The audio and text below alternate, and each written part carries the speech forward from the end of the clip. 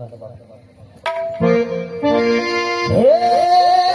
ભાગ ભાગ સોનવાનું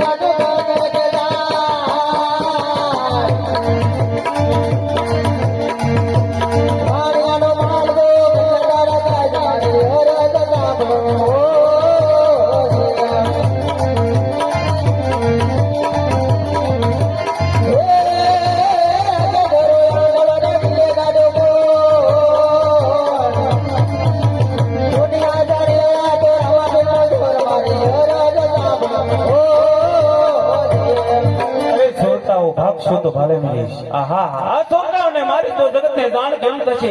આખે આંધળા કરું, દિલે કાળો કોટ કાઢું, જંગલો જંગલ ભાત કેથી જગતને જાણ થાય. રામદેવના સુરત હા બાપા, અમે આંધળા દેવતા કર્યા.